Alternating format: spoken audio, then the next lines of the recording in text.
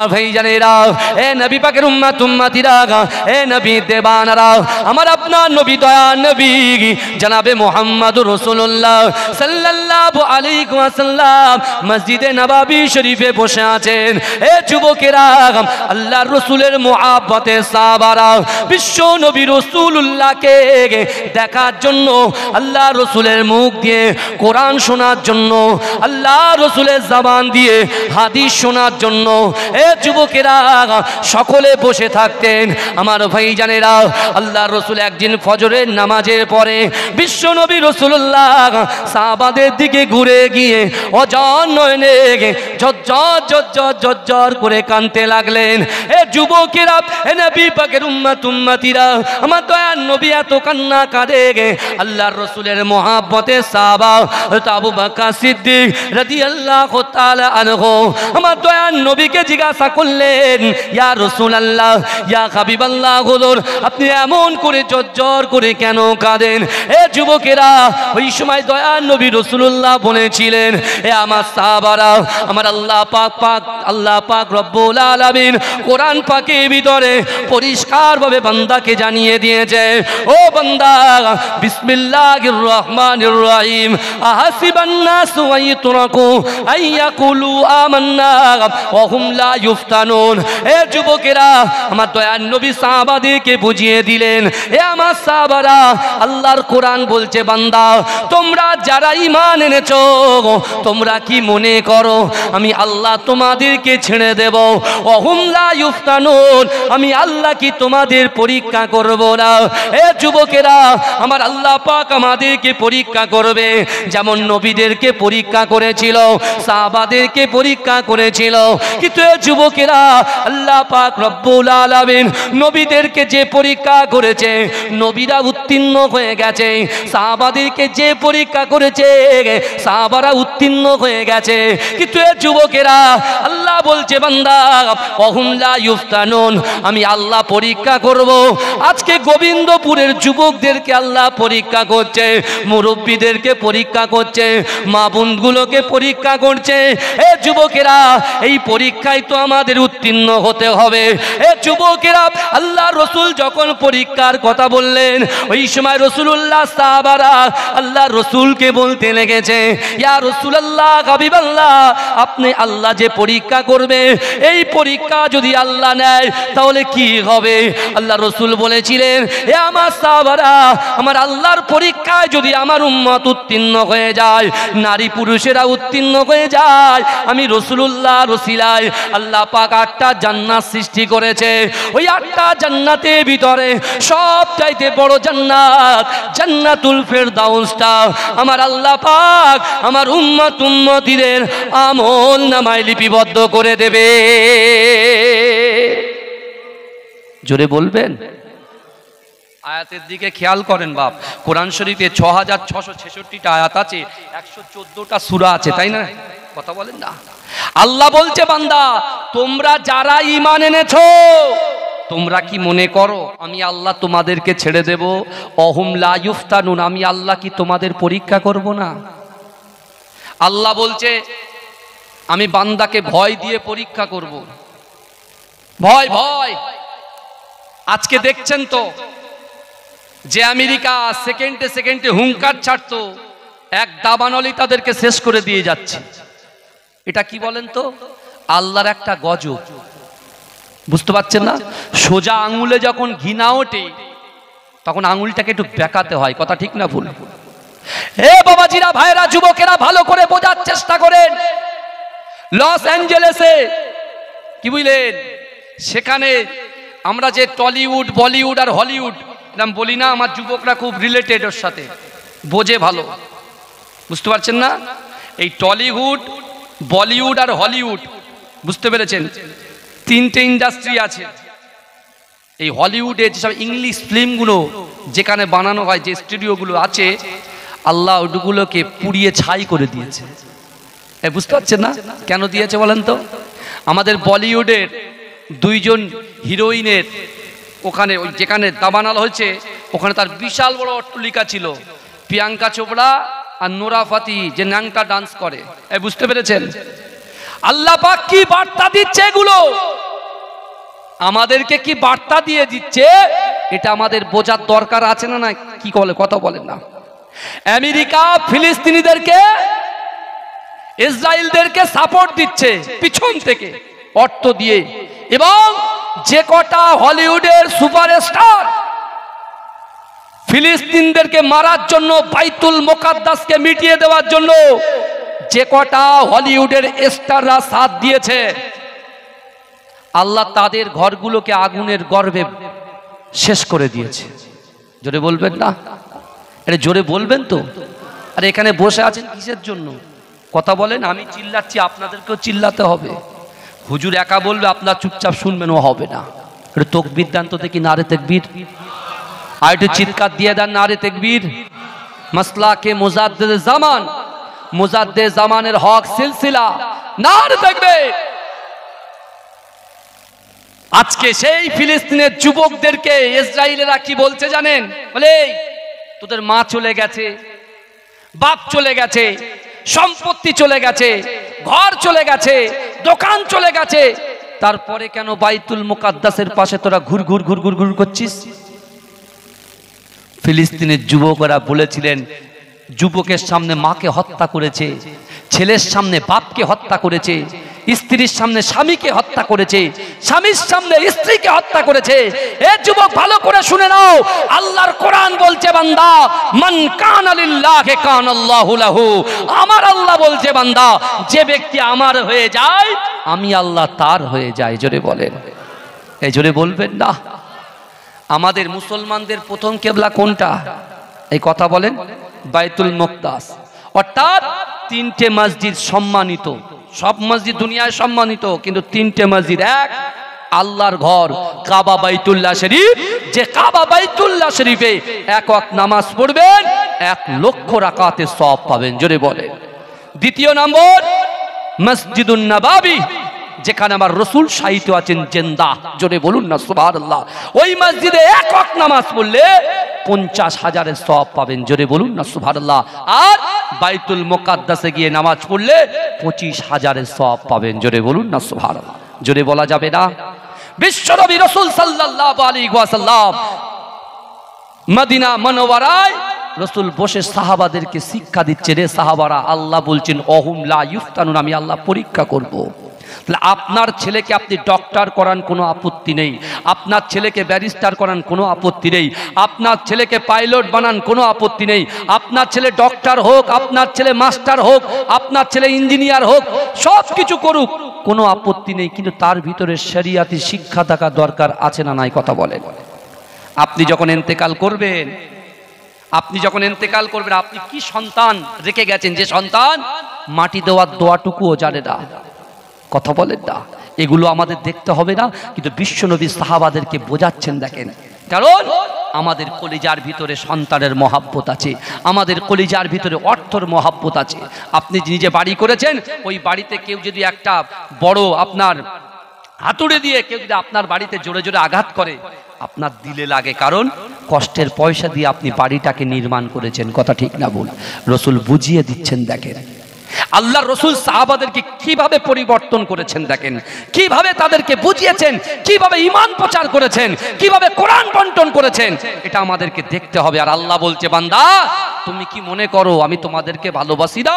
আমি আল্লাহ বলছি, বিসমিল্লাহির রহমানির রহিম, নাহনু আকরাবু ইলাইহি মিন হাবলিল ওয়ারিদ। এ বান্দা, আমি আল্লাহ তোমার ঘাড়ের শিরা উপশিরার থেকে অতি নিকটবর্তী, তোমার সাথেই থাকি। জোরে বলে, জোরে বলবেন না।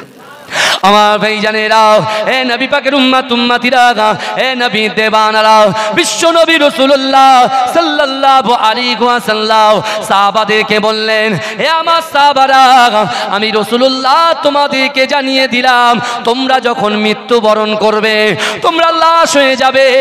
হে আমার সাহাবারা, মৃত্যুবরণ করার পরে মানুষ যখন লাশ হয়ে যাবে, ওই লাশটাকে সুন্দর করে গোসল করানো হবে। গোসল করিয়ে দিয়ে তাকে তাকে কাফন পরিয়ে দেওয়া হবে। এ যুবকেরা, আমার দয়ার নবীর চোখ দিয়ে টপ টপ টপ টপ করে পানি পড়ে। আল্লাহ রসুলের সাহাবারা আল্লাহ রসুলের এই কথাগুলো মনোযোগ দিয়ে শ্রবণ করে। এ যুবকেরা, আল্লাহ রসুল বলতে লাগলেন, এ আমার সাহাবারা, না না না, তোমাদের লাশটাকে যখন কাফন পরিয়ে দেওয়া হবে, কাফন পরিয়ে দিয়ে একটা কাঠের গাড়ির উপরে ওই লাশটাকে রেখে দেওয়া হবে।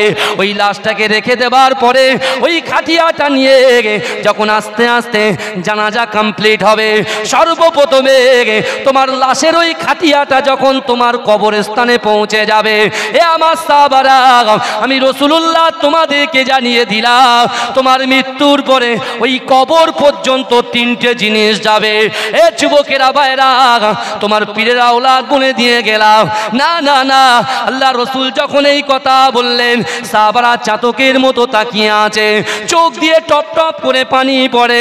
আল্লাহ রসুল প্রথম নম্বর বললেন, এ আমার সাহাবারা, যে তিনটে জিনিস তোমাদের কবর পর্যন্ত যাবে, এক নম্বর হচ্ছে তুমি যে সন্তানকে মানুষ করেছ, যে সন্তানকে খাইয়েছ, যে সন্তানকে পড়িয়েছ, যে সন্তানের জন্য সময় দিয়েছ, যে সন্তানের জন্য তুমি ব্যবসা বাণিজ্য করে তিল তিল করে তোমার বাচ্চাটাকে মানুষ করে বড় করেছ, না না না, ওই সন্তানটা তোমার ওই খাটিয়াটা ধরে, তোমার পাড়োশি তোমার খাটিয়াটা ধরে, তোমার ভাই খাটিয়া ধরে, তোমার ভাইয়ের বন্ধুরা খাটিয়া ধরে, তোমার ওই বন্ধুগুলো তোমার আহলি পরিবার সকলে নিয়ে এমন করে খাটিয়াটা ধরে, কেউ বলবে লা ইলাহা ইল্লাল্লাহ মুহাম্মাদুর রাসূলুল্লাহ, কেউ বলবে লা ইলাহা ইল্লাল্লাহ মুহাম্মাদুর রাসূলুল্লাহ। এ যুবকেরা, এক একজন এক একটা দোয়া পড়তে পড়তে ওই লাশটা নিয়ে তোমার কবর পর্যন্ত তোমার সন্তান পৌঁছে যাবে।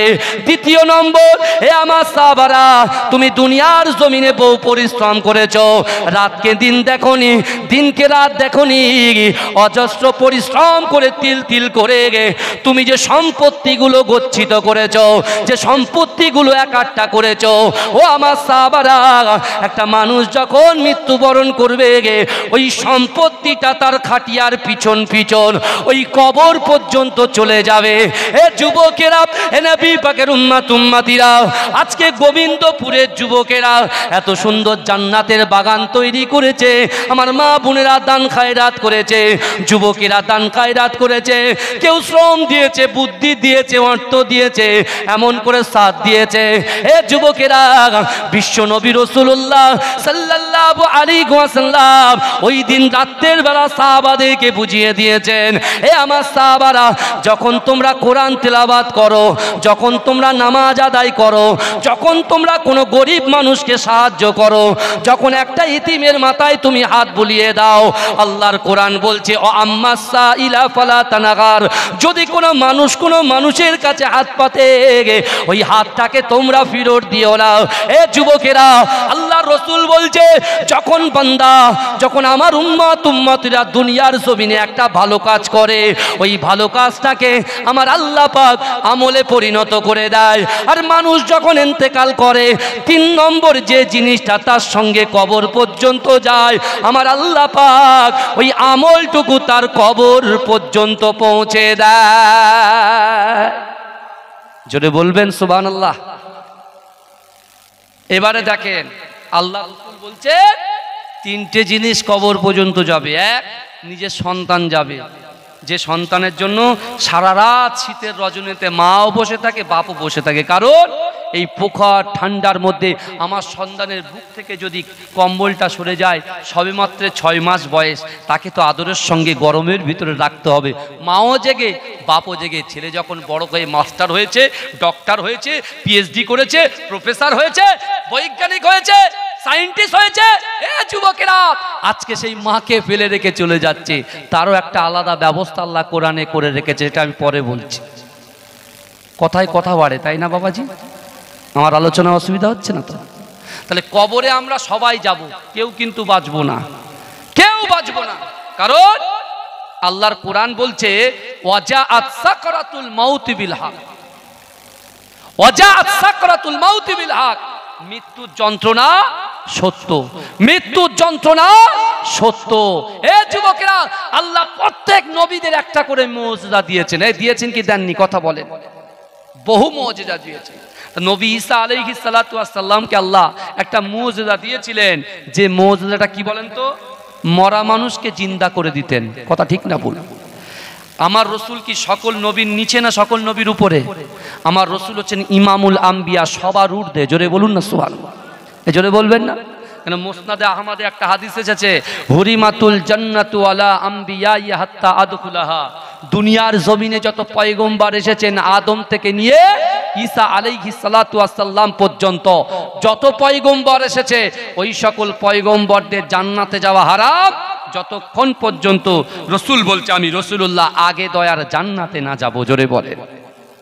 সবার আগে জান্নাতে কে যাবে? আমাদের দয়ার নবী মোস্তফা যাবে। জোরে বলুন। রসুল কি সেই জায়গায় চুপ করেছিলেন? রসুল তারপরেও উম্মতের কথা টেনে এনে বলছেন, হুরিমাতুল জান্নাতু আলা উমামি হাত্তা তাদখুলাহা।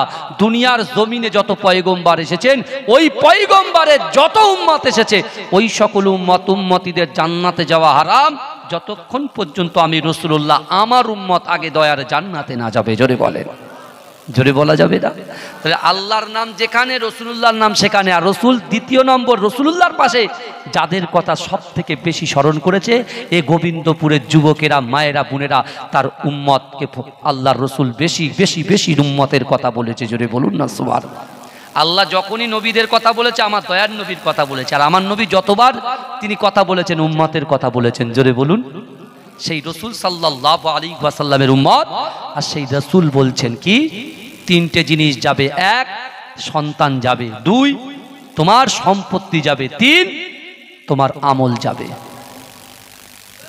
আমার ভাইজানেরা, এ নবী পাকের উম্মত উম্মতিরা, এ নবী দেবানারা, বিশ্ব নবী রাসূলুল্লাহ সাল্লাল্লাহু আলাইহি ওয়াসাল্লামের সাহাবারা আল্লাহর রাসূলকে জিজ্ঞাসা করলেন, ইয়া রাসূলুল্লাহ তারপর কি হবে? এ যুবকেরা, আমার দয়ার নবী বলতে লাগলেন, হে আমার সাহাবারা, আমি রাসূলুল্লাহ তোমাদেরকে জানিয়ে দিলাম, না না না, তোমাদের লাশটাকে যখন কবরে শায়িত করা হবে, ওই কবরে শায়িত করার পরে এমন করে একটা বেড়া ঝকল লাগিয়ে দিয়ে, মিনাহা খলাকনাকুম ওয়া ফিহা নুঈদুকুম ওয়া মিনহা নুখরিজুকুম তারাতান উখরা বলে তিন মুঠো মাটি যখন চাপিয়ে দেওয়া হবে, এ আমার সাহাবারা, আমি রাসূলুল্লাহ তোমাদেরকে জানিয়ে দিলাম, তোমার কবরটা যখন অন্ধকার হয়ে যাবে, সর্বপ্রথমে ওই কবর ছেড়ে তোমার সন্তানটা বাড়িতে চলে আসবে। তোমার যে সন্তানের সময় তুমি দিয়েছো, ওই সন্তান তোমাকে ওই কবরে একা রেখে, বাপকে একা রেখে, মাকে একা রেখে সর্বপ্রথমে বাড়িতে চলে আসবে। এ আমার সাহাবারা, দ্বিতীয় নম্বর, তুমি যে সম্পত্তি ক্রয় করেছো, সে সম্পত্তি একত্রিত করেছো, গচ্ছিত করেছো, ব্যাংক ব্যালেন্স করেছো, তোমার সম্পত্তি ওই কবরে তোমাকে রেখে তোমার সন্তানের পিছু পিছু ওই সম্পত্তিটা চলে আসবে। এ যুবকেরা, আল্লাহ রাসূল কানতে কানতে বলেছিলেন, হে আমার সাহাবারা, রাতের অন্ধকারে যারা নামাজ আদায় করেছে, কোরআন তেলাওয়াত করেছে, পিতামাতার খিদমত করেছে, আল্লাহর মুয়াজ্জিন যখন 5 ওয়াক্তের নামাজের জন্য ডাক দিয়েছে, সেই ডাকে সাড়া দিয়ে নামাজিগুলো মসজিদ ভরিয়ে দিয়েছে। মক্তবের বাচ্চাগুলো এসে সূরাতুল ফাতিহা তেলাওয়াত করেছে। না না না, আমি রাসূলুল্লাহ তোমাদেরকে জানিয়ে দিলাম, আমার আল্লাহ পাক যে আমলটুকু তোমাদের কাছে পাঠাবে, ওই আমলটুকু আমার আল্লাহ পাক ওই কবরের ভিতরে পৌঁছে দেবে। সবাই চলে আসবে, থাকবে কি বলেন তো বাপ? আমল। কি থাকবে বলেন? আমল থাকবে। আচ্ছা আপনারা বলেন তো দেখি, ঈমান আগে না আমল আগে? কথা বলেন। ঈমান আগে না আমল আগে? ঈমান আগে। ঈমানটা কি? প্র্যাকটিক্যালি আমরা জানি, একটুখানি বোঝেন। ঈমানটা কি জানেন? 1 আর 2, 1 আর 2, এটা হচ্ছে ঈমান। 0 0 0 0, এটা হচ্ছে আমল। ভালো করে বুঝবেন বাবাজি। তাহলে 1 আর 2 কে যদি আপনি উড়িয়ে দেন, তো যতই আপনি 0 লাগান 0 লাগান 0 লাগান, কাজ হবে? নিটফল তো সে 0ই হবে নাকি? আল্লাহ বলছে, ও বান্দা, তুমি বাপকে কষ্ট দিচ্ছ, মাকে কষ্ট দিচ্ছ, আর আমি আল্লাহ তো কোরআনে বলেই দিয়েছি, ফালা তাকুল্লাহুমা উফফি ওয়ালা তানহারহুমা ওয়া কুল্লাহুমা কওলান কারীমা। আল্লাহ বলছে, বান্দা, তোমাদের আচার আচরণে, তোমাদের ব্যবহারে তোমার পিতামাতা যেন উফ শব্দ না করে। এবার আপনি কোরআন তো মানেন, এবার আপনি যাচাই করে নিন, বুঝে নিন। কারণ এক যুবক কি করছে, বাপ অসুস্থ, প্রচুর সম্পত্তি বাপের, সে কি করছে, একটা দলিল নিয়ে এসে, একটা চেক নিয়ে এসে, চেক নিয়ে এসে চেকে লিখছে, বাপের হাত দিয়ে 1 2 লিখে 0000 শুধু বসিয়েই যাচ্ছে। আল্লাহ বলছে, এ তো 2 নম্বরই করে নিচ্ছ। আর আল্লাহ সহজে কাউকে ধরে না, ধরলে পরে ছাড়ে না। আমেরিকা খুব ফটর ফটর করছিল, বুঝলেন, খুব চিল্লামিল্লি করছিল, রে বাপ রে বাপ। ডোনাল্ড ট্রাম্প এখন, আমি জানি না ওটা কাটিং করে ছেড়েছে কিনা, সেটা আমি জানি না, কিন্তু ডোনাল্ড ট্রাম্পের যে ভাষা, যেভাবে কথা বলে, সেভাবে বলছে যে আল্লাহ এক, আল্লাহ ছাড়া কোনো শক্তি পৃথিবীতে না, একমাত্র শক্তি হচ্ছে আল্লাহর। জোরে বলুন না সুবহানাল্লাহ। সে বলছে, হ্যাঁ, আল্লাহর কাছে চালাকি। আর আল্লাহ তো প্রথমেই বলে দিচ্ছে কোরআনের ভিতরে, বান্দা সাবধান, অহুম লা ইফতান, আমি আল্লাহ পরীক্ষা করব। আল্লাহ বলছে, কোরআন মানবে, সাহায্য আমি তোমাদেরকে করব। দুনিয়ার জমিনে বিশ্ব নবীকে মারার অনেক চক্রান্ত করেছে না করেনি, কথা বলেন। এই বাইতুল মুকাদ্দাসকে ভাঙার জন্য, মিটিয়ে দেওয়ার জন্য বহু চক্রান্ত যেমন হচ্ছে, এই কাবা শরীফকে ভাঙার জন্য আবরাহা বাদশা আসেনি, কথা বলেন, হস্তি বাহিনীদেরকে নিয়ে আসেনি। হ্যাঁ, রাসূলুল্লাহ দাদুর প্রচুর মেষপাল, বুঝলেন, আপনার বড় বড় দুম্বা, পুরো বড় বড় প্রচুর দুম্বার দলগুলোকে নিয়ে চলে গেছে আবরাহা বাদশার প্রজারা। এই বুঝছেন, তাফসীরের মধ্যে এসছে, বুখারী শরীফের মধ্যে এসছে। তা আবরাহা বলছে, আমরা তো কাবা শরীফের কাবা ঘরটা ভাঙবো, কারোর সঙ্গে তো আমার কোনো আপোষের কোনো ঝামেলা নেই, তাহলে ওখানকার যে ক্যাপ্টেন, যে নেতা, তাকে ধরে নিয়ে এসো আমার কাছে, তাকে আনো। তা রাসূলুল্লাহ দাদু আব্দুল মুত্তালিব গিয়েছিলেন, গিয়ে বলছে, শোনো, আমার সাথে আপনার কোনো ঝগড়া নাই, ঝামেলা নাই। কে বলছে? আবরাহা বাদশা বলছে। কাকে বলছে? শোনেন, সব ঠিক আছে, কিন্তু আমার দুম্বা, আমার রুট সব তো হাইজ্যাক করে নিয়ে চলে এসছে আপনার লোকেরা। বলে, তাই নাকি? বলে, ওটা আমার দিয়ে দিন, বাদ বাকি আপনি যার ঘর, আল্লাহর ঘর, আল্লাহ হেফাজত করবে। জোরে বলুন, আল্লাহর ঘর আল্লাহ হেফাজত করবে। হে যুবকেরা, বিশ্বাস করেন। আবরাহা বাদশা যখন গেছে, রাসূলুল্লাহ দাদু আব্দুল মুত্তালিবকে এমনি জমজম কূপের দায়িত্ব দেওয়া হয়নি, আল্লাহ তার পরীক্ষাও করেছিল। কি পরীক্ষা? সবাই মক্কা ছেড়েছিল, কিন্তু আব্দুল মুত্তালিব কিন্তু হেরা গুহার পাহাড়ের উপরে নিজে ছিল, আর কয়েকজন তার সঙ্গীরা ছিল হেরা গুহা পাহাড়ে। কারণ সে মন থেকে চায়নি যে আবরাহা কাবাকে ধ্বংস করুক। সে সব সময় আল্লাহর কাছে প্রেয়ার করেছে, আল্লাহ, আল্লাহ আপনার ঘর হেফাজত করবেন আপনি। কিন্তু আবরাহা বাদশা আসলো, আল্লাহ পাক ছোট্ট ছোট্ট পাখির ঠোঁটে সরিষার দানা পরিমাণ পাথর দিয়ে আল্লাহ তাদেরকে ধ্বংস করে দিয়েছে। জোরে বলুন, জোরে বলেন না। তাই আল্লাহ রাসূল বলেছিলেন মদিনার মসজিদে, এ আমার সাহাবারা, তোমরা শুনে রেখে দাও, আমি রাসূলুল্লাহ তোমাদের কাছে 3টা আমল দিয়ে যাব। আল্লাহর কোরআন থেকে দলিল দিয়ে, কোরআনে আয়াত পড়ে বুঝিয়ে দিয়ে যাব। যদি তোমরা এই 3টে আমল ধরতে পারো, আমার উম্মতরা যদি এই 3টা আমল ধরতে পারে, তারা যদি এই 3টা আমল ভালোভাবে করতে পারে, 3টে জিনিসের আমল যদি ভালোভাবে করতে পারে, আমি রাসূল বলছি, আমার উম্মতের দ্বারাই যেটা অসম্ভব, তার দ্বারাই যেটা অসম্ভব, নারীর দ্বারাই যেটা অসম্ভব, পুরুষের দ্বারাই যেটা অসম্ভব, মুরব্বীর দ্বারাই যেটা অসম্ভব, সেই অসম্ভব জিনিসগুলোকে আল্লাহ সম্ভব করে দেবে। জোরে বলেন, জোরে বলবেন না? ভালো করে বোঝেন। বিশ্ব নবী রাসূল সাল্লাল্লাহু আলাইহি ওয়াসাল্লামের কাছে আল্লাহ রাসূলের সাহাবারা বলেছিলেন, ইয়া রাসূলুল্লাহ, ইয়া হাবিবাল্লাহ, হুজুর আপনি বলুন সেই 3টে আমল কি? 3টে আমল কি? তা আল্লাহ রাসূল সর্বপ্রথমে কোরআনের আয়াত তেলাওয়াত করলেন, ইয়া আইয়ুহাল্লাযীনা আমানুত্তাকুল্লাহ, এক নম্বর, ইয়া আইয়ুহাল্লাযীনা আমানুত্তাকুল্লাহ ওয়া কুনু মা'আস সাদিকিন। জোরে বলুন না সুবহানাল্লাহ। এই জোরে বলবেন না? আল্লাহ বলে দিলেন রাসূলুল্লাহকে, যে আমার বিশ্বাসী ইমানদার বান্দারা, ওয়াত্তাকুল্লাহ, আমি আল্লাহ, আমাকে ভয় করো। শুনছেন তো? এক নম্বর আল্লাহর ভয়। প্রথম আমল কি করতে হবে আমাদের বলেন? আল্লাহর ভয়। দুই, রাসূলুল্লাহ কোরআনে আয়াত তেলাওয়াত করলেন, কুল ইন কুনতুম তুহিব্বুনাল্লাহা ফাত্তাবিউনি ইউহিব্বুকুমুল্লাহ। হে নবী, আপনি বলুন, যারা আমি আল্লাহ আমাকে ভালোবাসতে চাই, আমাকে ভালোবাসার আগে যেন আপনাকে ভালোবাসে। এই আপনিটা কে বলেন তো? বিশ্ব নবী, হাবিবে লাবিবে তাবিব নবী পাক সাল্লাল্লাহু আলাইহি ওয়াসাল্লাম। জোরে বলুন না সুবহানাল্লাহ। তাহলে এক নম্বর আল্লাহর ভয় করতে হবে। যেখানেই যে কাজ করেন না কেন, যার পাশে বসেন না কেন, যেখানেই যান না কেন, আমি আপনাকে বললাম রাসূলুল্লাহর কথা, এক নম্বর আল্লাহকে ভয় করতে হবে। দুই, রাসূলকে মহাব্বত করতে হবে। আর তিন, কোরআন পাকের ভিতরে যেটা ৮২ জায়গায় এসেছেন, আকিমুস সালাত, আকিমুস সালাত, নামাজ নামাজ নামাজ।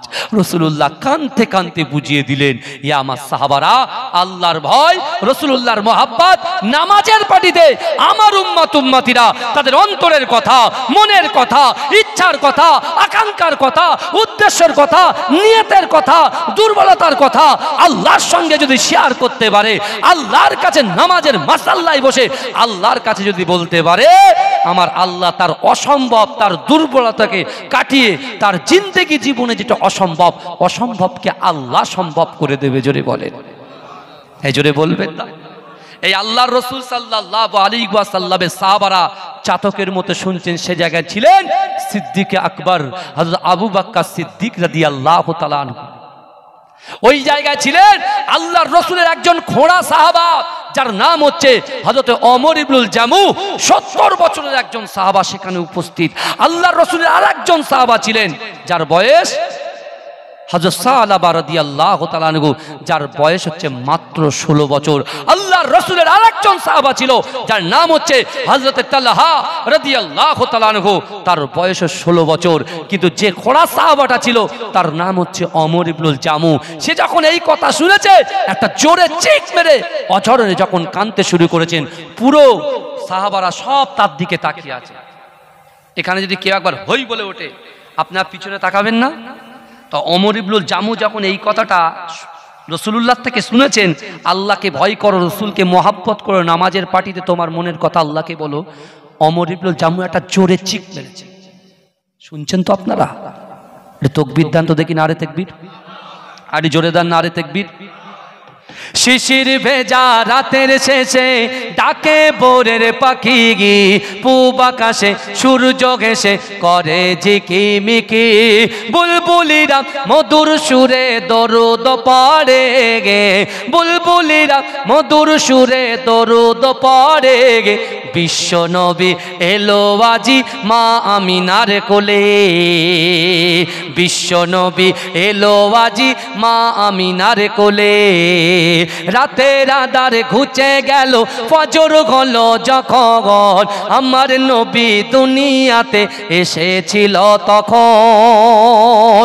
রাতের আঁধার ঘুচে গেল, ফজর হলো যখন, আমার নবী দুনিয়াতে এসেছিল তখন। বুলবুলিরা মধুর সুরে দরুদ পড়ে গে, বুলবুলিরা মধুর সুরে দরুদ পড়ে গে।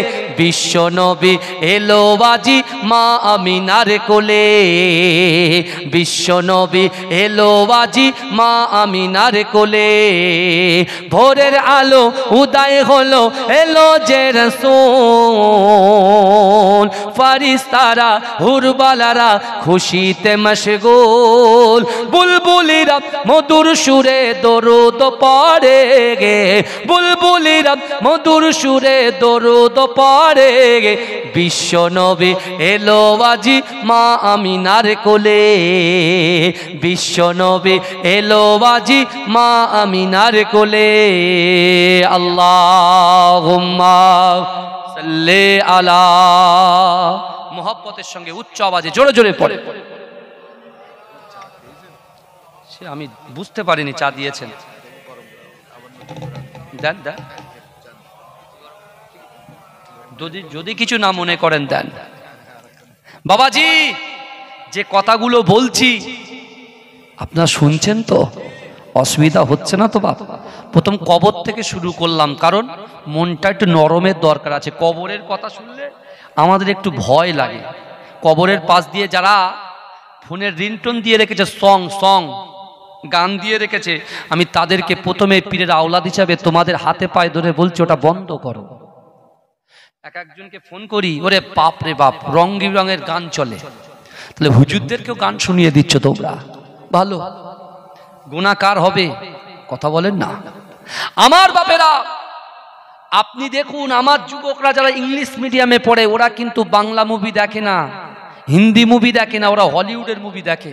তাই আল্লাহ আগে ওখানে অ্যাটাক করেছে যে তোরা দেখ, তোরা শিক্ষিত ব্যক্তি, তোরা দেখ আমি আল্লাহ কি না পারি। তোরা বাপকে ভয় করছিস, ম্যাডামকে ভয় করছিস, শিক্ষককে ভয় করছিস, যে আল্লাহ তোর যৌবন শক্তি দিয়েছে, যে আল্লাহ তোর চোখের শক্তি দিয়েছে, যে আল্লাহ তোর শ্রবণ শক্তি দিয়েছে, এই আল্লাহ পুরো পৃথিবীটাকে কুন ফায়াকুনের মাধ্যমে সৃষ্টি করেছেন। অর্থাৎ তোমার হাতটা, তোমার চোখটা, তোমার পাটা যে কোনো মুহূর্তে আমি প্যারালাইসিস করে দিতে পারি। তোমার শরীরের অঙ্গ প্রত্যঙ্গগুলো আমি আল্লাহ যে কোনো মুহূর্তে কি করে দিতে পারি বলেন? নিস্তব্ধ করে দিতে পারি, স্থির করে দিতে পারি। কি পারে কি পারে না কথা বলেন। কিন্তু আল্লাহর রাসূল যখন এই তিনটে আমলের কথা বললেন, ওমর ইবনুল জামু একজন খোড়া সাহাবা, বয়স 70 বছর, জোরে চিক মারলেন, রাসূলুল্লাহ তাকে ডাকলেন, বাবা ওমর ইবনুল জামু তুমি এত জোরে চিক মারলে?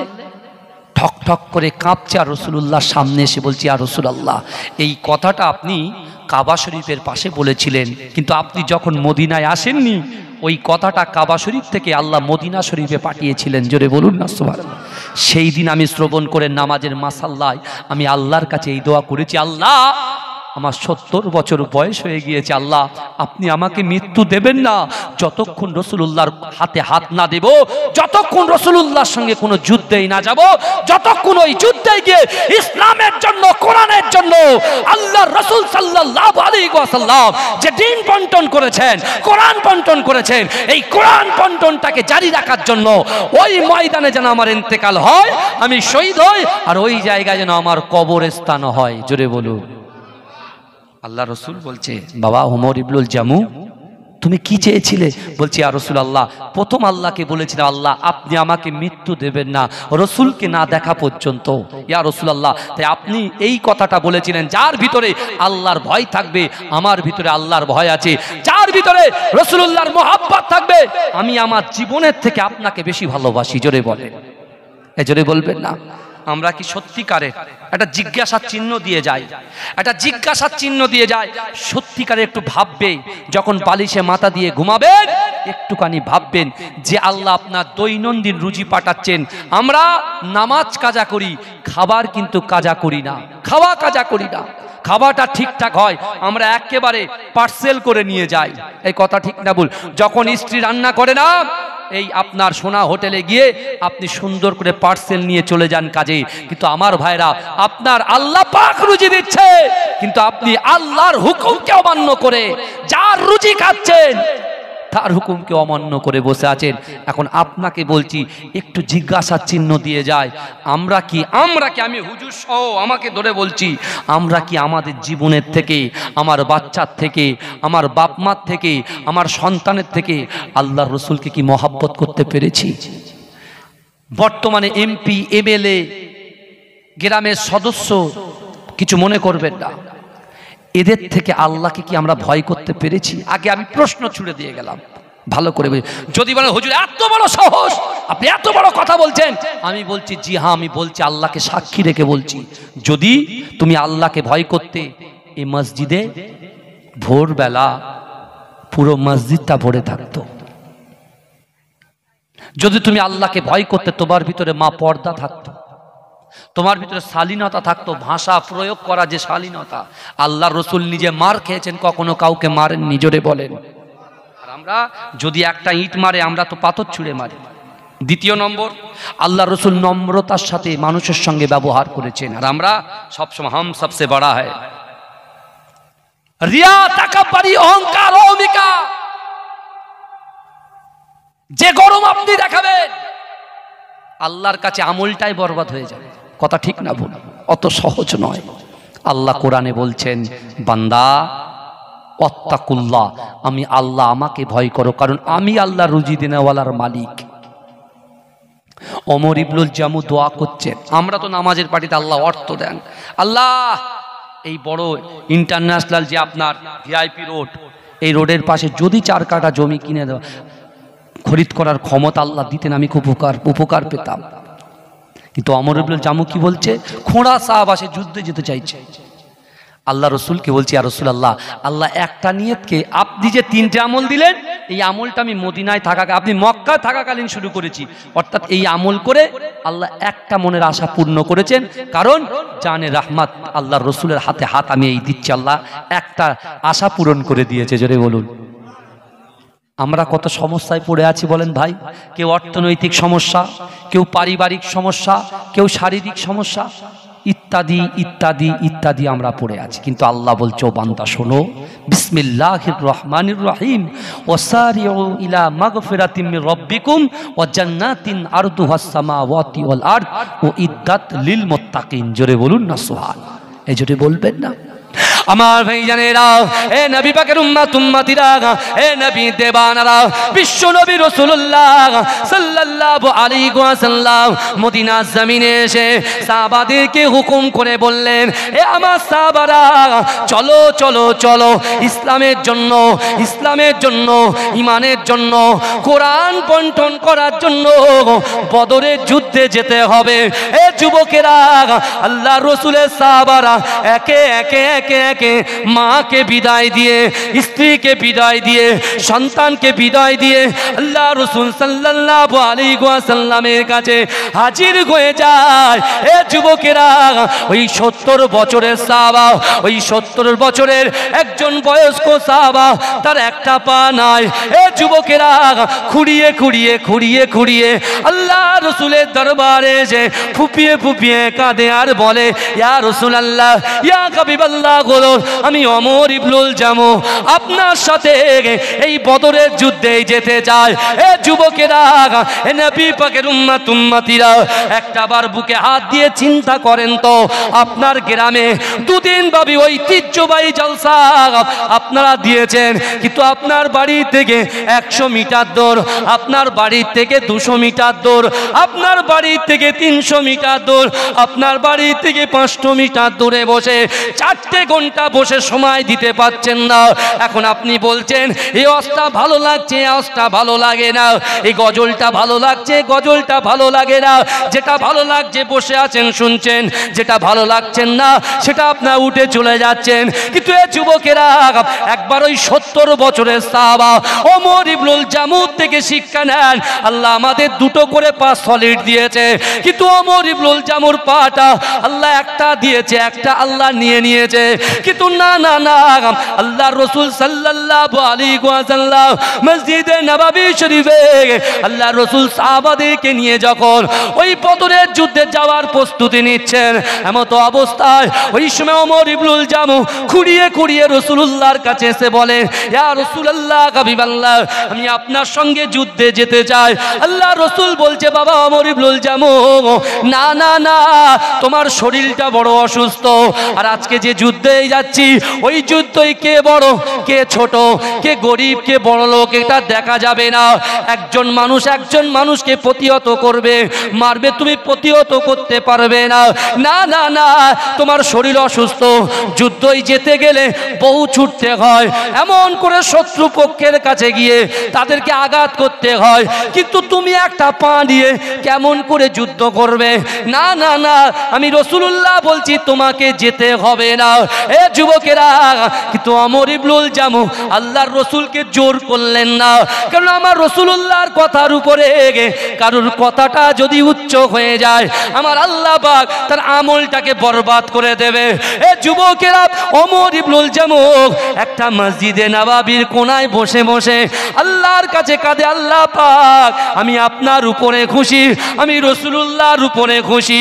ওগো রব্বুল আলামিন আল্লাহ, হয়তো আজকের দিনে আপনি ভালো চাননি আমার যাওয়াটা, কিন্তু ওগো রব্বুল আলামিন আল্লাহ, এই বদরের যুদ্ধে উত্তীর্ণ করে আল্লাহর রসুলকে যখন পুনরায় মদিনায় নিয়ে আসবেন, তারপরে রসুল যে যুদ্ধে যাবে ওই যুদ্ধেতে যেন আমার দয়া নবী আমি ওমর ইবনুল জামুকে সঙ্গে করে নিয়ে যা। জোরে বলুন না। আশা ভঙ্গ করলেন না, কি বুঝলেন? আশাটাকে ভঙ্গ করলেন না। আমরা বলছি ভাই ফুরফুরায় গিয়েছি, কোনো কাজ হয়নি, ফুরফুরায় গিয়েছি কোনো কাজ হয়নি, এ তাই নাকি ভাই? জি। কবার গিয়েছো? হুজুর এই 3 বার গিয়েছি। কি করেছো? হুজুর উজুল পুকুর থেকে ছুটেছি, বুঝতে পেরেছেন? তো হুজুরের বাড়ির পাশটা সুন্দর করে দেখেছি, আলহামদুলিল্লাহ।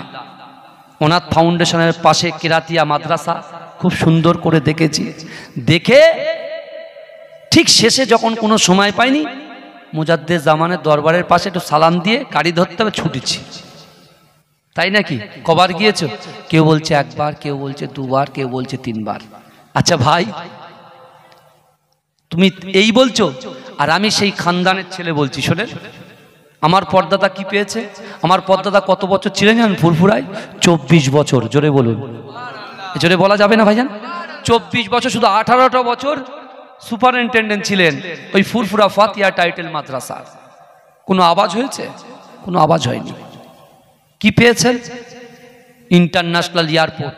চলে যান বাকড়া মাদ্রাসা, তাই সাহেবের মাদ্রাসা, হ্যাঁ, এই বাকড়া মাদ্রাসার গেটের সামনে দাঁড়িয়ে একটু এয়ারপোর্টের দিকে মুখটা তাকাবেন তো দেখবেন এয়ারপোর্টের ভিতরে রানওয়ের এক সাইডে একটা মসজিদ আছে।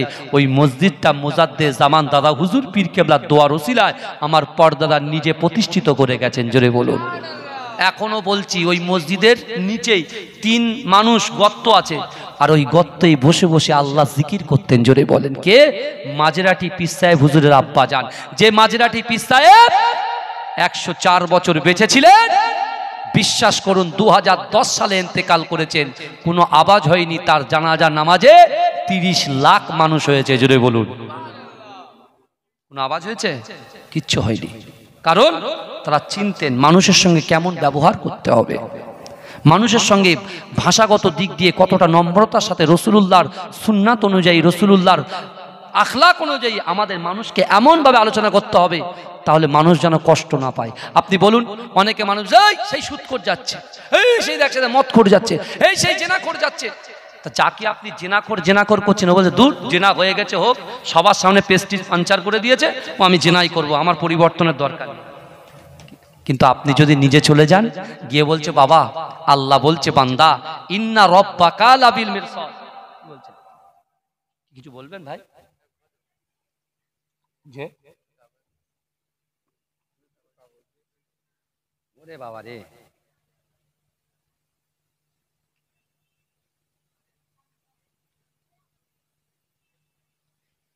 এটা আমার দ্বারা অসম্ভব, এটা সম্ভব।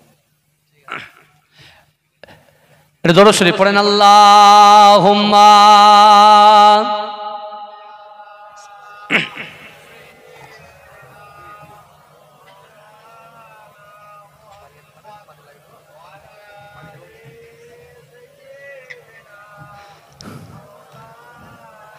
বাবাজি চা খাচ্ছি, লোভ লাগছে না তো?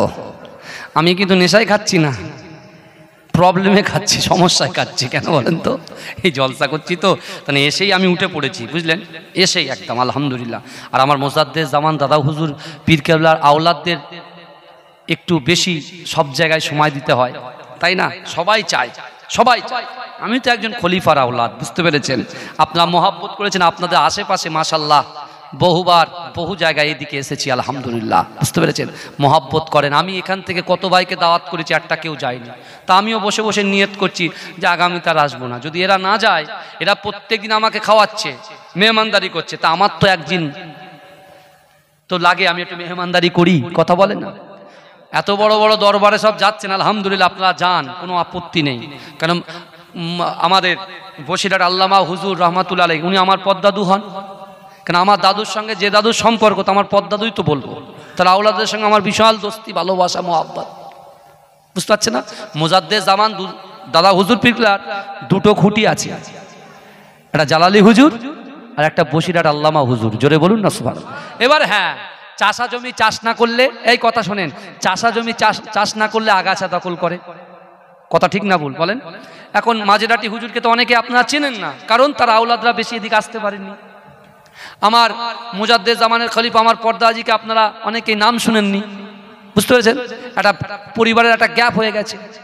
আর এখন আমরা উঠছি, এখন আসছি, বলছি, কথাগুলো আপনারা শুনছেন, কারণ আমরা তো আর ফেসবুক হোয়াটসঅ্যাপে ভাইরাল হতে চাইনি। মুজাদ্দেদ জামান দাদা হুজুর পিরকেবলা ফেসবুকে ভাইরাল হয়েছে, এই কথা বলেন? হোয়াটসঅ্যাপে ভাইরাল হয়েছে, ইউটিউবে ভাইরাল হয়েছে। আমার রসুল, আমার মুজাদ্দেদ জামান দাদা হুজুর পিরকেবলা মানুষের অন্তরে ভাইরাল হয়ে গেছে। জোরে বলেন, এই জোরে বলুন না সুবহানাল্লাহ। আপনি বালিতে দাগ কাটবেন, পানি দিয়ে মুছে যাবে, কিন্তু মুজাদ্দেদ জামান আমাদের কলিজার ভিতরে দাগ কেটে গেছেন, ও দাগ জিন্দেগিতে মোছা যাবে না। জোরে বলেন, জোরে বলা যাবে? ভাইজান, কারা কারা রসুলুল্লাহকে ভালোবাসেন একটু হাত তোলেন তো। দেন, আল্লাহ কিন্তু দেখছেন ভাই, আল্লাহ দেখছেন। হাত নামান। পার্টি হচ্ছে দুটো, একটা নামাজের পার্টি, একটা ঝান্ডা পার্টি। ভারত হচ্ছে গণতান্ত্রিক দেশ, যার ইচ্ছা যে পার্টি ভালো লাগে করেন, কোনো প্রবলেম নেই। কিন্তু এটা যেখানে বসে আছে, এটা কিন্তু আল্লাহর জায়গায় আছে, এই পার্টিতে আছি, তাহলে সুবহানাল্লাহ বলতে হবে মাত্রা অধিক। আমি যখন এইভাবে হাতটা তুলবো, আমি তো চিল্লাবো, আপনাদেরকে আমার সাথে চিল্লাতে হবে। আমার পরের ভাই মুহিবুল্লাহ হুসাইনি ভাই, আলহামদুলিল্লাহ, তিনি আসবেন, বুঝতে পেরেছেন? শিক্ষক মানুষ, প্রচুর পরিশ্রম করেন, বুঝতে পেরেছেন? দোয়া করি আল্লাহ ভাইকে কবুল করুন। আমার জুবাইদ ভাই আমার আগেই, আল্লাহ তাকেও কবুল করুক, বুঝতে পেরেছেন? মাশাআল্লাহ, মুজাদ্দেদ জামান দাদা হুজুর পিরকেবলার এই বাগানে আল্লাহ পাক আমাদেরকে বেশি বেশি করে কুকুর হিসাবে খেদমত করার তৌফিক দিন। বলুন আল্লাহুম্মা আমিন, বলবেন আল্লাহুম্মা আমিন। তা আমি যখন এভাবে হাতটা তুলবো, আপনারা জোরে সুবহানাল্লাহ বলবেন তো নাকি? তা একবার তাকবীরের আওয়াজ শুনলে বোঝা যাবে। দেখেন, এই ইউটিউবার ভাইরা রেকর্ড করছে আমার ওয়াজটা, আমার জুবায়েদ ভাইয়ের ওয়াজটা রেকর্ড করেছে, আমার মুহিবুল্লাহ ভাইয়ের ওয়াজটা রেকর্ড করবে, 10 বছর পরে শুনবে, আপনি শুনতে পাবেন একইভাবে, শুনতে পাবেন কি পাবেন না? কিন্তু বুখারী শরীফের হাদিস, 4টে জিনিস আল্লাহর কাছে সাক্ষ্য দেবে যখন আল্লাহর হাতে তারাজ্জু থাকবে, মিজানের পাল্লা থাকবে। ওই পাল্লাতে 1 নম্বর, যে মাটির বুকের উপরে বসে আছেন, এই মাটিটা কিন্তু রেকর্ড করছে আজকে সারাদিন আমার মা বোনেরা কি করছে, এই জান্নাতের বাগানে বসে কে কতটা ফাঁকি দিচ্ছে, কে কতটা কষ্ট দিয়ে শ্রম দিচ্ছে, এটা কিন্তু আল্লাহ দেখবে। আবার আল্লাহর অগণিত ফেরেশতারাও বসে আছে। জোরে বলুন। তাহলে আমি যখন এভাবে হাত তুলবো, আপনারা কি বলবেন? একটু দেখবো। আমি এক্ষুনি বলছে হাত তুলবো, আবার এক্ষুনি সব ভুলে গেছে। দেখেছেন আমাদের মেমোরি কত লস। আরেকবার আমি বলেছি আমি হাত তুলবো, আপনারা জোরে সুবহানাল্লাহ বলবেন, ফিডব্যাক দিতে হবে, বুঝতে পেরেছেন? এ দেখেন, মাইক ভালো হলে সত্যি বক্তার বক্তব্য ভালো হয়, মাইক ভালো হলে, এটা বাস্তব কথা। এখন আপনি মাইক নিয়ে এসে চোং মাইক নিয়ে এসছেন, আর হুজুরের বক্তব্য শুনে আপনি কথায় বক্তব্য শুনুন, আমি দিয়ে যাচ্ছি, একদম মাইকের চোং ফোং কেটে ছেড়ে দেবো ইনশাল্লাহ, কোনো অসুবিধা নেই। কিন্তু আপনি গজল শুনবেন, ওয়াজ শুনবেন, কিন্তু মাইক ভালো না হলে তো সমস্যা। ওই জন্য জুবায়েদ ভাই একটু রাগ করেছে, কথা বলেন না? হ্যাঁ, মাশাল্লাহ, মাইকও খুব ভালো, এখানকার ব্যবস্থাও খুব ভালো মাশাল্লাহ। কিন্তু আমি যখন হাত তুলবো, জোরে কি বলতে হবে? সুবহানাল্লাহ, এটা মাথায় রাখবেন।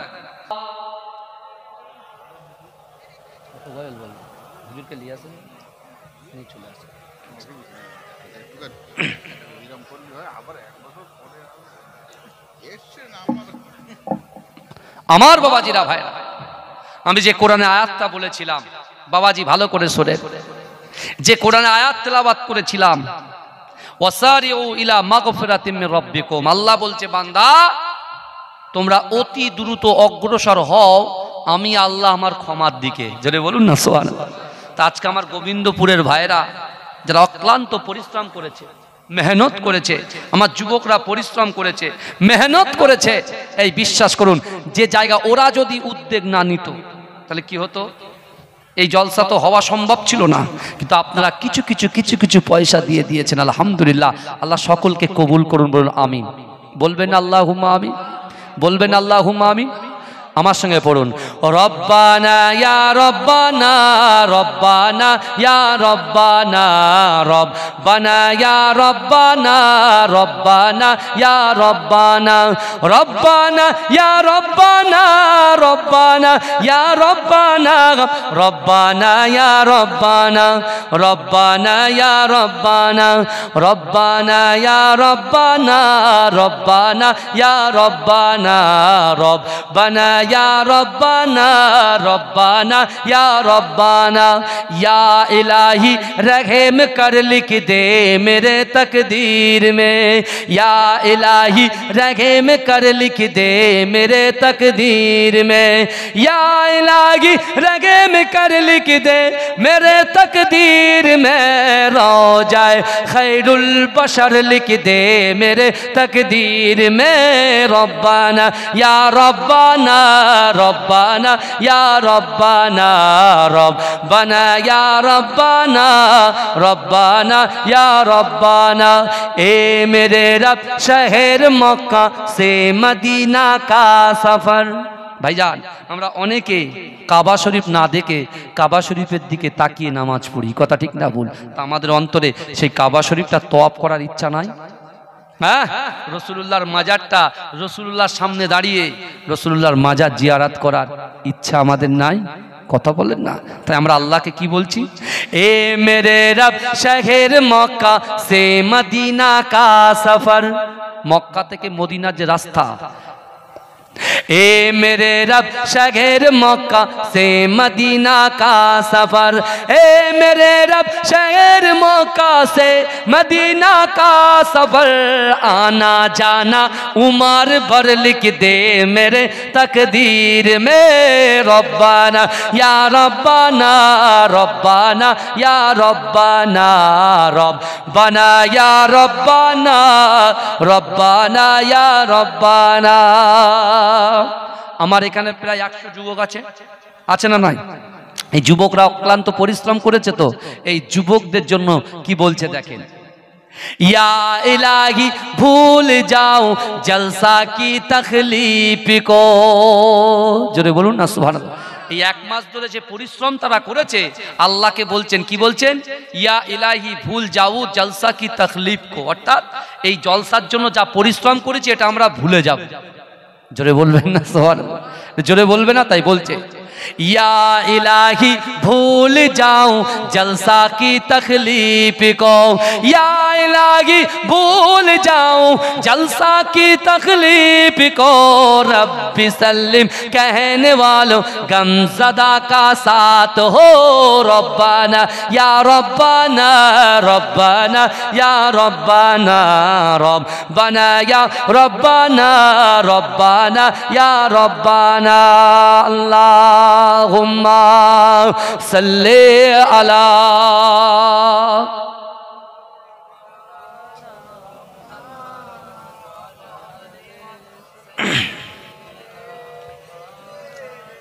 আমার বাপেরা ভাইরা ভালো করে বোঝেন, আল্লাহ পাক রব্বুল আলামিন আমাদের যে সুযোগ দিয়েছে, এই সুযোগটাকে আমাদের কাজে লাগাতে হবে।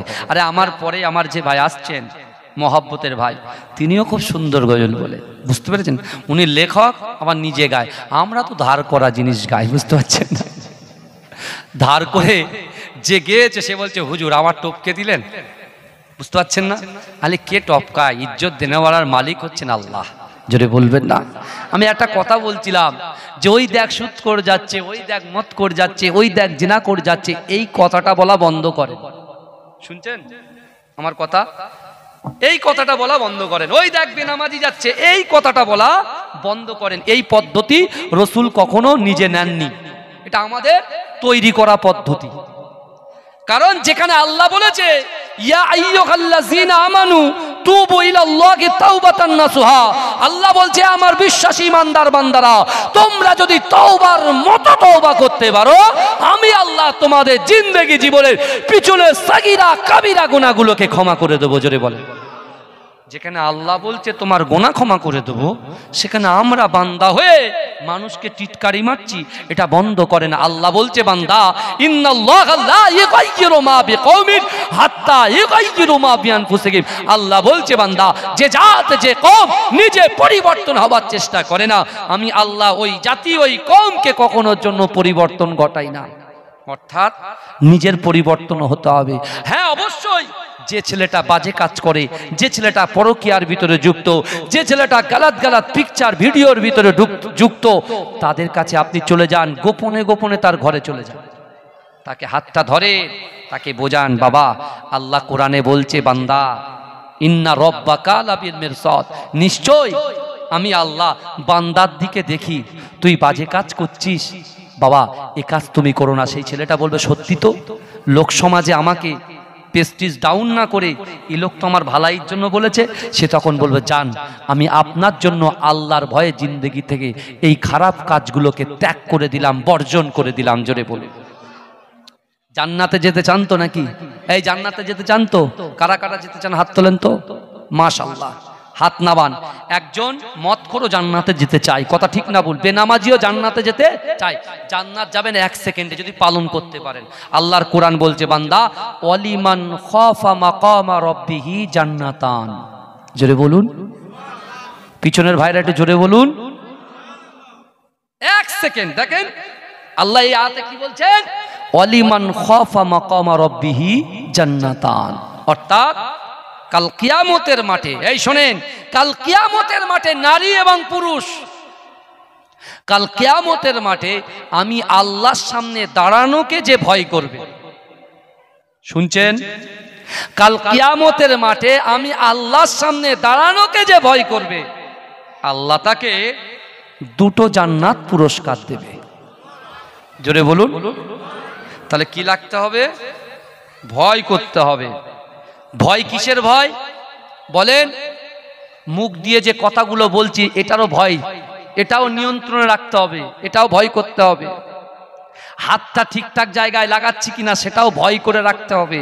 পাটা ঠিকঠাক জায়গায় দিয়ে যাচ্ছি সেটাও কিন্তু ভয় করতে হবে। কারণ আল্লাহ বলছে বান্দা তুমি যেদিকে তাকাও, অহুয়া মাকুম আইনামা কুনতুম, বান্দা তোমরা যেখানে আমি আল্লাহ সেখানে। জোরে বলবেন না, জোরে বলবেন না।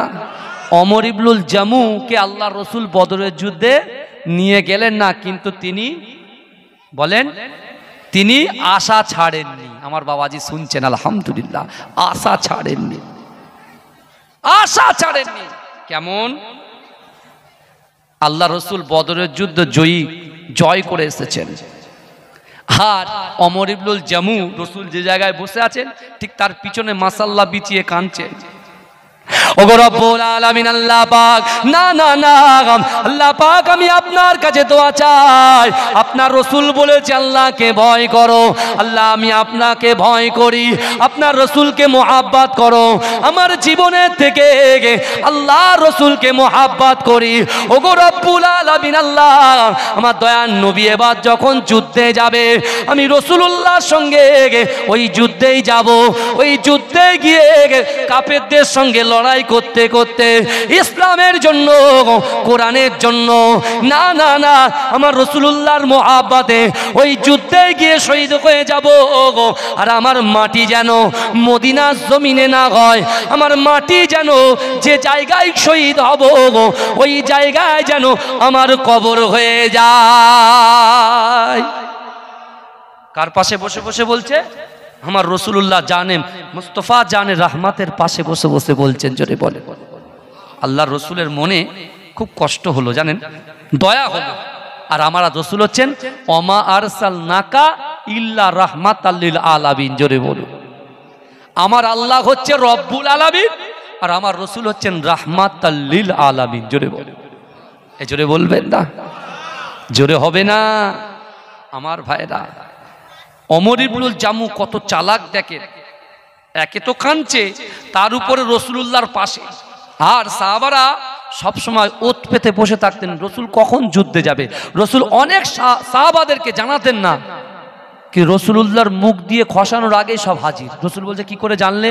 বলে ইয়া রসুলাল্লাহ আপনি যে ঘরে থাকেন শুনি যে আল্লাহর রসুল কখন কোথায় যাবে, আমরা সব জানার চেষ্টা করি, জোরে বলুন। আর আমাদের বলে দিতে হয়, জোরে বলুন সুবহানাল্লাহ, জোরে বলুন নারে তাকবীর। সব বলে বলে বলে বলে একটা টাইমে বুড়ো হয়ে যাবে। আমার আব্বা শাহ সুফি পীর এ কে এম হায়দার আলী হুজুর, তিনিও বলে বলে ইন্তেকাল করেছেন। আমার দাদা ভাই 110 বছর বলে বলে ইন্তেকাল করেছেন। আমার পরদাদা তার আগে 100 বছর আগে, আপনার 80-90 বছর আগে বলে বলে ইন্তেকাল করেছে। কিন্তু আমাদের সেই ফর্মুলা রয়েই গেছে, জোরে বলুন সুবহানাল্লাহ, জোরে বলুন সুবহানাল্লাহ। তাও বলছে তো বলছে, আস্তে আস্তে শুধু মুখটা নেড়ে দিচ্ছে, বুঝতে পারছেন না? এ দেখেন এখন কম্পিউটার উঠে ছেলেদের হ্যান্ড রাইটিং খারাপ হয়ে যাচ্ছে, কথা ঠিক না বলুন? কথা ঠিক বলছি না? ওরা টাইপ করছে, হাতের লেখা আর ল্যাপটপে লেখা, ডেস্কটপে লেখা, এই আসমান জমিন ডিফারেন্স, বুঝতে পেরেছেন? এখন তো মাশাআল্লাহ আমার যুবক ছেলেরা এত সুন্দর করে SMS লেখে, ওরা সেই খাতায় পেজ নিয়ে লেখার কথা ভুলে যাচ্ছে, বুঝতে পেরেছেন না? এই জিনিসগুলো আমাদের একটু ভাবতে হবে। আমরা মডার্ন হতে হতে এমন মডার্ন হয়ে যাচ্ছি, মসজিদের পাশ দিয়ে গান চলছে তাও কোনো মনেই হচ্ছে না। কবরস্থানে আপনারা 31st নাইট থেকে 1 জানুয়ারি থেকে একেবারে এই পর্যন্ত বহু গাড়ি নিয়ে দুমদাম দুমদাম যাচ্ছে, কে হুজুর যাচ্ছে, কে পিজ্জাদা সাইনবোর্ড লাগানো আছে, ওসব কোনো ব্যাপার নাই। এরা যা ইচ্ছা তাই করে, এরা আবার আমাদের জলসা শোনে। ভাইজান দয়া করে বলছি, পরিবর্তন হন, পরিবর্তন হন। কারণ বিশ্বাস করুন, রাসূলুল্লাহর দরবারে না একটা ছেলে গিয়ে আফসোস করছেন। রাসূলুল্লাহর দরবারে একটা ছেলে গিয়ে আফসোস করছে। কি আফসোস করছে জানেন? কাঁদছেন, যুবক ছেলে গিয়ে কাঁদছেন। এই অসুবিধা হচ্ছে না তো? আমার কথা অসুবিধা হচ্ছে না তো? মাশাআল্লাহ, কাঁদছেন। রসুল বলছে, যুবক তুমি কাঁদছো কেন? বলে, ইয়া রাসূলুল্লাহ, ইয়া হাবিবাল্লাহ হুজুর, আমার আব্বু আর আম্মুর কথা মনে পড়ছে। বলে, কেন? বলে, আমার আব্বু আম্মু ইন্তেকাল করেছে। বলে, তো কি হয়েছে? বলছি, ইয়া রাসূলুল্লাহ, যখন আমার যৌবন ছিল, যখন আমার কাছে অর্থ সম্পদ সব ছিল, কিছুই ছিল না, তখন কিন্তু আমার বাপ মাকে আমি খেদমত করতে পারিনি। কিন্তু এখন যখন বালিশে মাথা দিই, মায়ের কথা মনে পড়ে, বাপের কথা মনে পড়ে, একবার এপাশ একবার ওপাশ, ঘুম আসছে না। কিন্তু ইয়া রাসূলুল্লাহ, আমি তো আমার মা আমার বাপকে খেদমত করতে চাই। ইয়া রাসূলুল্লাহ, ইয়া হাবিবাল্লাহ হুজুর, কিন্তু পিতা মাতাকে দেখতেই পাই না, কি করে খিদমত করি? আল্লাহর রাসূল সাহাবাদের মাঝখানে বলেছিলেন, এ আমার সাহাবারা চুপ করো, তোমরা কোনো কথা বলো না। তুমি কোনো যুবক, তুমি চুপ করো, কারণ তোমার পিতা মাতার কথা শুনে আমি রাসূলুল্লাহ আমার বাপ মায়ের কথাটা স্মরণে চলে এসেছে।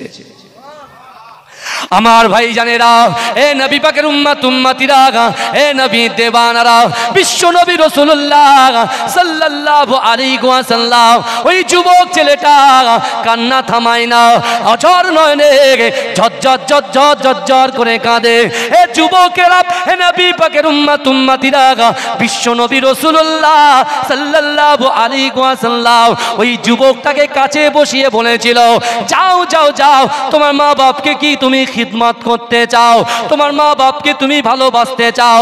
তুমি যদি মা বাপকে খিদমত করতে চাও, তুমি নামাজের মাসাল্লা বিছিয়ে দিয়ে নামাজের পাটিতে আল্লাহকে বলো, রব্বির খামুহুমা কামা রব্বায়ানি সাগীরা, রব্বির খামুহুমা কামা রব্বায়ানি সাগীরা। এ যুবক ছেলে, তুমি যদি এই দোয়াটা পড়তে পারো, যাও যাও যাও, আমি রাসূলুল্লাহ জবান দিয়ে যে কথা বলি, আসমানের উপরে আমার আল্লাহ পাক ওই কথাটাকে কবুল করে নেয়।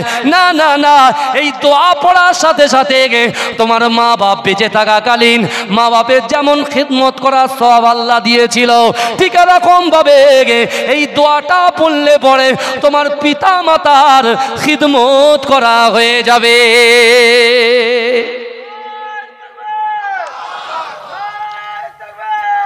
আল্লাহু আকবার, জিন্দাবাদ।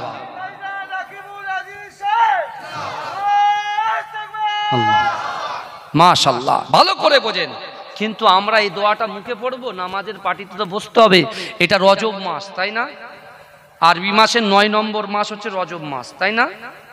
এই রজব মাসে আল্লাহ রসুল মেরাজে গিয়েছিল। আমি মনে করেছিলাম একটি এই সম্পর্কে এদিক দিয়ে বাইতুল মোকাদ্দাসে ঢুকবো, কিন্তু সিচুয়েশন পরিস্থিতি আমাকে অন্যদিকে নিয়ে চলে এসছে, বুঝতে পেরেছেন বাবাজি? কিন্তু আমার ভাইরা, আল্লাহর রসুলের সাহাবা যখন এই কথা বলেছেন, রাসূলুল্লাহর ওই যুবক ছেলেটা যখন বলেছে, আল্লাহ রসুল কি বললেন? তোমার বাপ মার খিদমত করা হয়ে যাবে। আর হ্যাঁ, তোমার কাছে যদি এখন গচ্ছিত সম্পদ কিছু থাকে, ও আম্মাসা ইলা ফালা তানহার, যদি কোনো ব্যক্তি কোনো মানুষ তোমার কাছে হাতটা পাতে তুমি তাকে ফেরাবে না। মসজিদে দাও, মাদ্রাসায় দাও, খানকায় দাও, ঈদগায় দাও, কবরস্থানে দাও, কিছু একটু দান করে দাও। তুমি যদি দান করে দিতে পারো, আমি রসুল বলছি তোমার পিতা মাতার পায়ের কদমে দ্বারা এসে মায়ের পায়ে টেপা, পা টেপা, হাত টেপা, মাথা টেপা সব পেয়ে যাবে যদি বলেন। আর মা যদি না থাকে, যদি তোমার খালা আম্মা বেঁচে থাকে, ওই খালা আম্মার কাছে যাবে, একটু ফল কিনে দেবে, কাছে গিয়ে জিজ্ঞেস করবে শরীরটা ভালো আছে তো। এরকম অনেক খালা আম্মা পড়ে আছে, ছেলেরা দেখে না, খালাতো ভাইরা দেখে না। এই আছে না নাই কথা বলেন? বউ ছেলে আছে, অনেক ছেলে, এখানে অনেক ছেলে আছে যার বাপকে বাড়িতে জায়গা দেয় না। বাপ আছে মেয়ের বাড়িতে, এই বুঝতে পাচ্ছেন? বাপ আছে মেয়ের বাড়িতে, কিন্তু বাপ অর্থ করে দিয়েছে, জমিন কিনে দিয়েছে, দোকান করে দিয়েছে, ব্যবসা বাণিজ্য করে দিয়েছে। এরকম অনেক জায়গায় আছে না নাই কথা বলেন না? আমার ভাইরা, সব হিসাব কিন্তু আল্লাহর কাছে সব তোলা আছে, শুধু মরার অপেক্ষায়। রাসূলুল্লাহ বলেছেন, তোমার খালা আম্মাকে যদি খুশি করতে পারো, তোমার মায়ের খুশি করার সব তুমি পেয়ে যাবে, জোরে বলেন। আর তোমার বাপ নাই, তোমার বাপ যে বন্ধুদের সঙ্গে ওটা বসা করত, যে বন্ধুদের সঙ্গে ওটা বসা করত, ওই লোকগুলোকে একটু খবর নেবে, তাদের কাছে যাবে, তাদের একটু জিজ্ঞাসা করবে কিছু দরকার আছে, শরীরটা ভালো আছে, যদি তাদের ওষুধপত্র কেনার পয়সা না থাকে একটু ওষুধ কিনে দেবে, তাদেরকে একটু গিয়ে মাথায় হাত বুলিয়ে দেবে, একটু খবর নেবে। আমি রসুল বলছি তোমার বাপের খিদমত করা সব তুমি পেয়ে যাবে, যদি বলবেন না? আমার ভাইরা, ওমর ইবনুল জামু চাতকের মতো রসুলুল্লাহর পাশে বসে বসে কাঁদছে আর আল্লাহকে বলছেন। বিশ্বনবী রসুলুল্লাহ এবারে ওহদের যুদ্ধে যাবে, তা সর্বপ্রথম সাহাবাদেরকে ডেকে বলছে, আমার সাহাবারা যাও, আমার ওমর ইবনুল জামুকে ডাকো, আমি ওকে আমার সাথে নিয়ে যাব, জোরে বলেন, জোরে বলবেন না? তাহলে দুটো আশা আল্লাহ পূরণ করে দিলেন। তা আমাদেরও তো আজকে নিয়ত করে আসতে বলেছিলাম, প্রথমে নিয়ত করে আসতে বলেছিলাম, কারণ একটা হাদিস পড়েছিলাম, ইন্নাল আবদা, নিশ্চয়ই কোন আল্লাহর বান্দা, লা ইয়ামালু আমালা আহলিন নার, জাহান্নামবাসীদের কাজ করে, ওই জাহান্নামীবাসীর যেতে, জাহান্নামে যেতে এক পা বাকি, ওই ব্যক্তির দ্বারাই, ওই যুবকের দ্বারাই, ওই নারীর দ্বারাই, ওই পুরুষের দ্বারাই আল্লাহ এমন একটা ভালো কাজ করিয়ে নেয়, তার ঠিকানাটা দয়ার জান্নাত হয়ে যায়। আবার রসুল বলছেন, নিশ্চয়ই কোনো আল্লাহর বান্দা জান্নাতবাসীদের কাজ করে, জান্নাতে যেতে এক পা বাকি, ওই ব্যক্তির দ্বারাই, ওই নারীর দ্বারাই, ওই যুবকের দ্বারাই, ওই পুরুষের দ্বারাই আল্লাহ এমন একটা কাজ করিয়ে নেয়, তার ঠিকানাটা জাহান্নাম হয়ে যায়। কি বুঝলেন? আমি বলছি আমি ঠিক আছি, কিন্তু ভিতর ফাঁকা হয়ে গেছে, বুঝতেই পাচ্ছেন না। কারণ হক দুটো, বাপ কটা? দুটো। হুকুকুল্লাহ আল্লাহর হক, হুকুকুল ইবাদ বান্দার হক। আল্লাহর হকটা আল্লাহ ইচ্ছা করলে ক্ষমা করে দিতে পারে, কিন্তু বান্দা, বাবারে ভাই, এখন বর্তমানে যা দেখা যাচ্ছে, ভাই ভাইয়ের মাঝখানে একটা ওয়াল হয়ে গেছে, বুঝতে পেরেছেন না? ওই দেয়ালের কোনো কাজই নাই, সেই দেয়াল থেকে একটা যে নালা বার করা যায়, বলছে হটা আগে এখান থেকে, বালতি হটা। ও মায়ের পেটের ভাই, ও আবার বলে আমি ভাইকে দেখি না, ও বলছে আমি ছোট ভাইকে দেখি না, ও বলছে বড় ভাইকে দেখি না। আর আল্লাহ বলছে, বান্দা শোন, আমি আল্লাহ নামাজের হুকুম দিয়েছি, জাকাতের হুকুম দিয়েছি, ইমানের হুকুম দিয়েছি, তোমরা ইমান এনেছো, অথচ তোমরা নামাজ পড়ো না। তোমরা ইমান এনেছো, তোমরা রোজা রাখো না। তোমরা ইমান এনেছো, জাকাত দাও না। তোমরা ইমান এনেছো, বড়দেরকে মহাব্বত করো না, মা বাপকে কষ্ট দিচ্ছ। কিন্তু বান্দা, আমি আল্লাহ তোদেরকে এতটাই ভালোবাসি, ইন্না রব্বাকা লাবিল মিরসাদ, নিশ্চয় আমি আল্লাহ তোদের দিকে সতর্ক দৃষ্টি রাখি, জোরে বলেন। আমি আল্লাহ কিন্তু দৃষ্টিকে ফেরাই না, আমি আল্লাহ ফেরাই না। আল্লাহ কেমন ভাবে দেখে? একটা শিকারী যখন শিকার করে, বাবাজি তাফসীর কারকরা বলছেন, একটা শিকারী যখন শিকার করে, এই শিকারীরা সঙ্গে সঙ্গে শিকার ধরে না তার দিকে তাকিয়ে থাকে? কথা বলে। একটা শিকারী যখন শিকার করে, ওই শিকারীটা সঙ্গে সঙ্গে শিকার ধরে না তার দিকে তাকিয়ে থাকে? কথা বলেন, তার দিকে তাকিয়ে থাকে। আল মিরসাদের ব্যাখ্যা করতে, কি দেখছো তুমি? আল মিরসাদের ব্যাখ্যা করতে গিয়ে তাফসীর কারকরা বলছেন, একটা শিকারী যেমন শিকারের দিকে তাকিয়ে থাকে, তার থেকে কোটি কোটি কোটি কোটি কোটি গুণ বেশি আল্লাহ তার বান্দা বান্দীদের দিকে তাকিয়ে থাকে। জোরে বলে, জোরে বলবেন না? চিৎকার দিয়ে বলবেন না?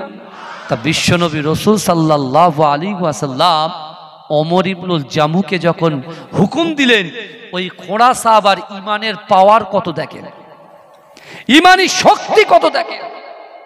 কারণ ওমর ইবনুল জামু বলছে, ইয়া রাসূলুল্লাহ, যুদ্ধে আমি যাব, কিন্তু আমি আপনার সামনে যাব, আপনার পিছনে যাব না। আল্লাহ রসুল বলছে, কেন? বলছে, ইয়া রাসূলুল্লাহ, যুদ্ধে যখন আপনি যাবেন, কাফেরেরা সামনে থেকে হয়তো তীরটা ছুটতে পারে, ওই তীরটা যেন আপনার গায়ে না লেগে আমি ওমর ইবনুল জামুর গায়ে আগে এসে লাগে, এটাই হচ্ছে আমার নিয়ত। জোরে বলুন, জোরে বলুন না। রাসূলুল্লাহ মনে মনে তার উপরে খুশি হয়ে গেলেন। যেমন সিদ্দিকে আকবর হযরত আবু বকর সিদ্দিক রাদিয়াল্লাহু তাআলা আনহু রাসূলকে খুশি করেছিলেন। কি করে খুশি করেছিলেন? রসুল যখন মেরাজে গিয়েছিলেন, সুবহানাল্লাযী আসরা বিআবদিহি লাইলাম মিনাল মাসজিদিল হারাম ইলাল মাসজিদিল আকসা, অর্থাৎ একই রজনীতে আল্লাহর ঘর কাবা শরীফ থেকে বাইতুল মুকাদ্দাস থেকে সপ্তম আসমান ভেদ করে আল্লাহ জান্নাত জাহান্নাম দেখে পুনরায় কাবা শরীফে আল্লাহ রসুল হাজির হয়েছিলেন। আল্লাহ রসুলকে আল্লাহ পাঠিয়েছিলেন। জোরে বলুন নারে তাকবীর। মাশাআল্লাহ, ভাইজান আসছেন, নারে তাকবীর, নারে তাকবীর। মাসলাকে মুজাদ্দিদে জামানের হক সিলসিলা পীরনগর দরবার